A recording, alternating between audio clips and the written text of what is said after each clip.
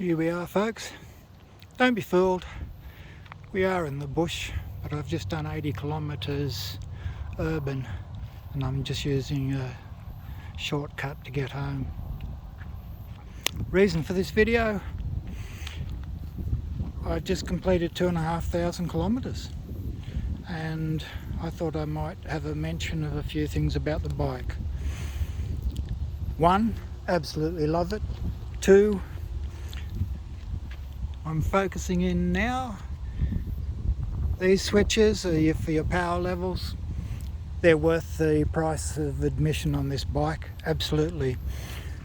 Brilliant in the heat of the moment if you're fighting to keep your bike upright in the bush, or if you are urban and you don't quite go to the larger gear in time, you just throw a power setting. I found that one power level is equivalent for me to one gear change, and you can actually use it as your gearbox if you get a bit lazy in your old age, like someone like me.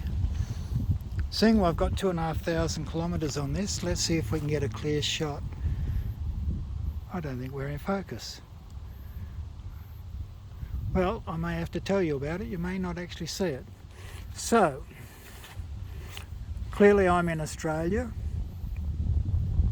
and I do a lot of urban which has a lot of cul-de-sacs, so you may not notice it, or I guarantee you won't. That side of the tyre, which is the side that gets the wear in all the cul-de-sacs, is slightly down on that side. And if I look at these lugs here, they really don't look like they've had much wear, if any at all. So these ones in the middle would be about half the height or less than those ones. So 2,500, I estimate I'll be lucky if I get 3,000 to 3,500 out of it. Although, to be fair, we've had 6 inches of rain in the last week, and I've been out riding in the rain, I should say, on the bike, and I've been out in some of the torrential squalls. And that front tyre, even though it has no grip by my estimate, it still grips. And I have no idea why or how, but they are quite good in the wet, and even a worn tyre like that, so that does surprise me. What else can I say? Oh, while I'm at it, GPS. What I noticed is when I went from my previous GPS to this one, I noticed that my distances have changed. So it does remind me to mention to everyone, each GPS will give you a different distance. They all work differently. In fact, one Garmin I had years ago, there was a 4% difference between the odometer and the trip meter on the same GPS, and it was coming from the same source. So I tested that at least 4 times on 100 kilometre rides, and it always came back as a 4% difference. The trip meter was always coming in at 96 kilometres and the odometer would show 100 kilometres. So anytime I refer to information on these, I always throw the word approximate in. That sort of makes your sanity a lot safer. What else can I say about this? So there we go, that one's showing 39 degrees. Again, this isn't connected to my phone, so that's not pulling from outside information. That must be using a thermometer internally. I have had that up to 41 degrees when I was riding urban on a very hot day, so I assume it's just telling me what the temperature is in this. Now, of course, it's black, so it will be reading a few degrees higher than the outside external temperature.